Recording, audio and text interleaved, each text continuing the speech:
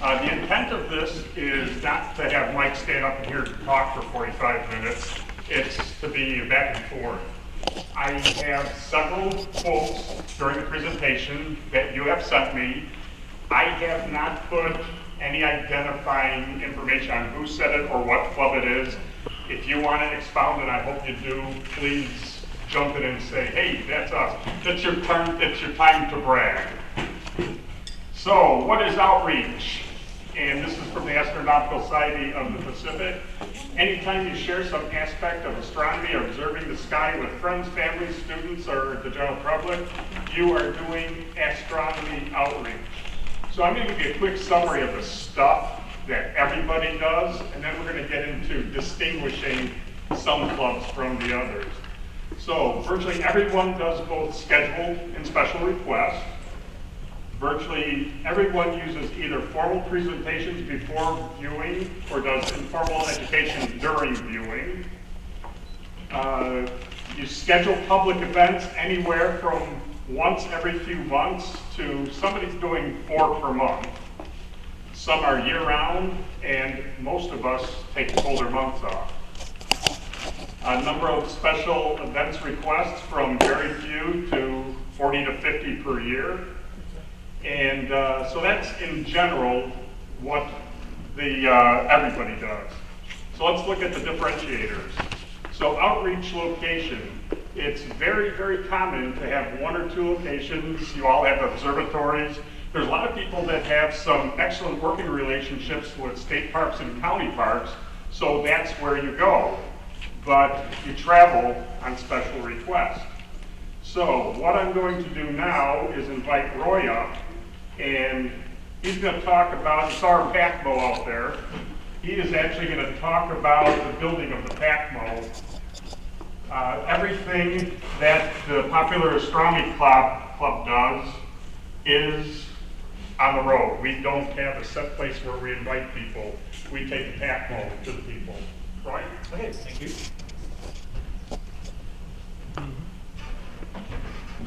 I'm not as fluent as Mike, so I got to dig up my notes, if that's all right.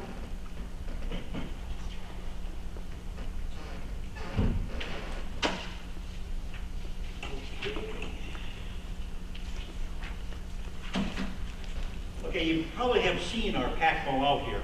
And I'll give you a little history of how we built that and how it came to be. Here, yeah. Our past president, Paul Castle, I'm sure maybe some of you knew him. He was a fantastic guy. Was responsible for the vision of having a portable observatory. Paul was a visionary who served as president for 23 years. He always wanted a permanent observatory, and some of you do have those. But our plans always went awry because of either a location or funding. We didn't have the funding to get the observatory, a permanent one. So he eventually hit upon the idea to build a portable observatory. So this was a mobile observatory concept. Is it to bring the observatory, as Mike said, to the people rather than bring the people to the observatory. And that would solve the problem of having a permanent site, and would also increase the likelihood of a number of visitors that you could touch with astronomy, bring the observatory to them. So a grant request was sent to the Roy J. Carver Charitable Trust in Muscatine, stating that a portable observatory would make it possible for the Popular Astronomy Club to widen its educational outreach in astronomy, allowing schools, community groups, retirement villages, nursing homes, scouting groups, churches, and other interested public viewers to have their eyes open to a wide variety of programs and educational opportunities. On April 19, 1999, we received word from the Carver Charitable Trust that we would be awarded $20,050.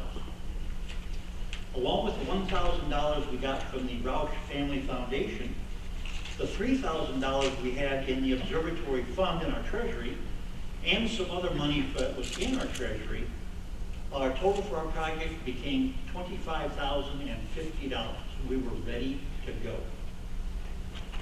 The first purchase was an 12-inch LX 200 lead telescope. central telescope through Camera Corner in Davenport. And Ted, the Camera Corner is next door if he's not in this room, but he's over next door. We didn't order from him, but his previous owner. We then ordered a 14-foot Wells cargo van. And then we also ordered a 6-foot dome from Technical Innovations. The home dome arrived on July 20th, just in time for the summer heat to really hit the Quad City area. So fortunately, one of our members, Cindy Colhavy, volunteered to let us begin the assembly process in the air-conditioned warehouse of their family business, Salvation.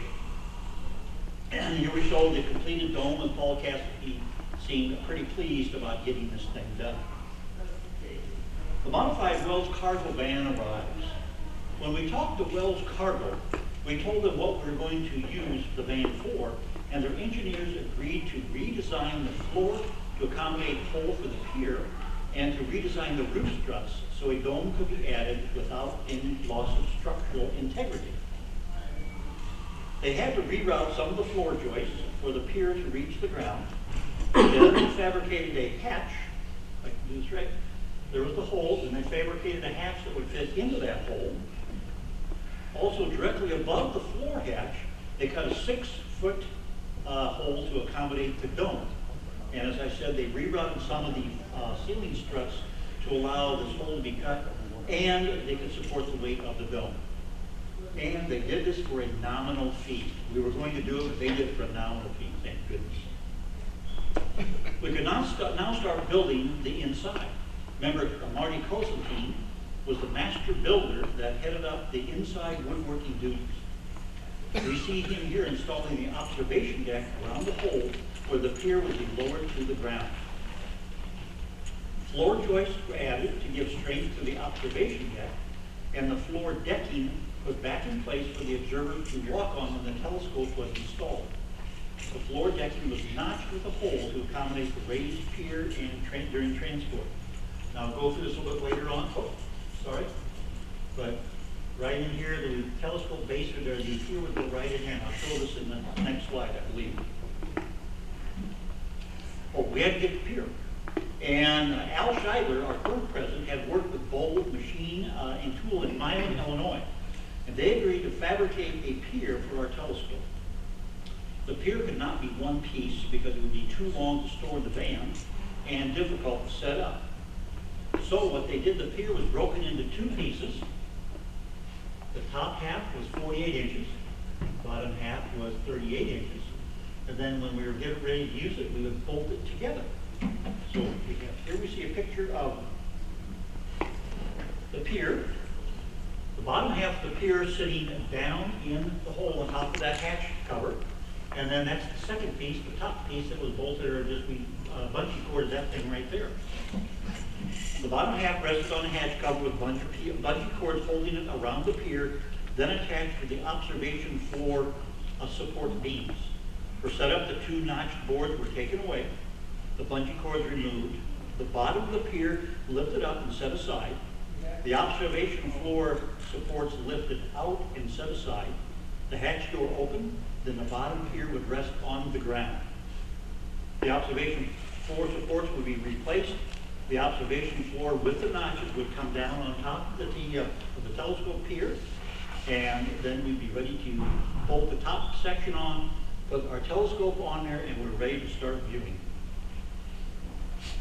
Cabinets and a counter with under-counter storage units were installed by Marty Constantine. The next step was to mount the dome. The dome was already assembled and worked smoothly, worked really smooth when it was on the floor. But how do you lift up a 150-pound dome on top of the cargo van? So somebody came up with the idea to use an inclined plane, rest a wooden ladder on it, hoist it up on top, and set it on top of it over the hole. With the dome finally in place, the job of securely mounting it to the roof was started.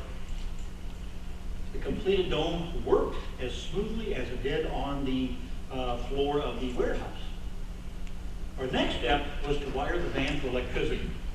It was decided to use 2 AGM deep cycle batteries plus a 3-stage charger. These charged batteries would provide sufficient electrical power for long viewing sessions. Our member who's over here, Dr. Jerry Pearson, recently retired from the physics lab at the University of Iowa. Chemistry. Chemistry. Chemistry, not physics. Yeah, don't get those mixed up. Who wrote this? Them's fighting words. Well, the guy retired, okay. We'll go with that. He took the project on and completed the electrification process. There's more pictures in this. You can see the mess it's in, but Jerry got it all figured out. On February 16th, the trailer was towed to Sedlick Studios in Rock Island, Illinois, for exterior graphics. Sedlick Studio did an excellent job of painting our trailer with a star with rays, our PAC logo, Mobile Observatory, and then writing the words Mobile Observatory. Our next step was to send letters to the school children in grades 3 through 8 in the greater bi-state region, inviting them to submit names for this astronomical observatory. 225 letters were sent out to the schools requesting each child submit one name. The winner would be decided by the PAC members, and the winner would receive a 4.5-inch reflecting telescope and a 1-year free membership to the Astronomy Club. Danny Schaub, shown here, of the Edward White Elementary School in Eldridge, Iowa, was the winner, with the name Popular Astronomy Club Mobile Observatory, or Pacmo for short. Our Pacmo was ready to start our outreach. Since the first outing at the C.R. Hanna Grade School in Orion, Illinois, on April 11th, 2000, we have had several thousand people through our viewing through the Pacmo and viewing through our telescope. After continued frequent use, the telescope died. We now needed to buy a new telescope. The only problem was we didn't have any money. Our salvation came from Lillian Nelson, the wife of Dr. Harry Nelson, the past president of the Popular Astronomy Club. She authorized $3,000 from the Dr. Harry and Lillian Nelson Trust Fund to help us buy our new telescope. She is shown here with our past president, Wayland Bauer. We've made some upgrades here, and one of the added was a power supply, a solar thing up here, solar panel on top. So we can go ahead and, Jerry, were you involved in this? Well, a bit, yeah. Yeah, okay, yeah. So we had that, so it's a trickle charge that keeps our batteries charged.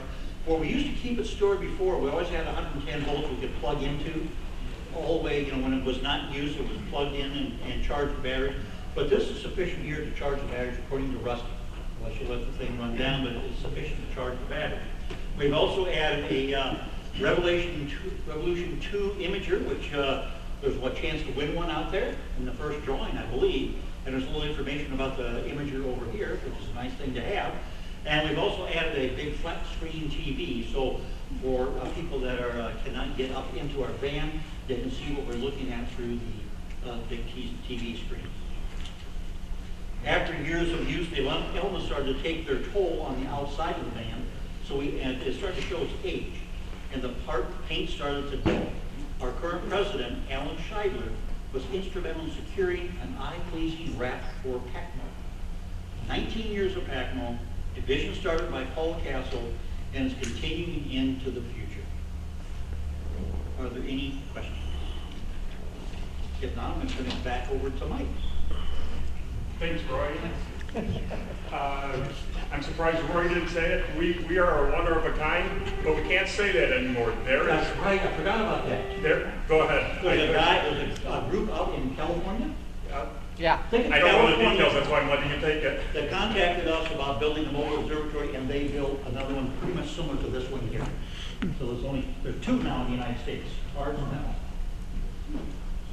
Thank you, Roy. So we are on the road for all of ours. We have a few locations we go quite often, but we roll to where they want us. So how about publicizing events?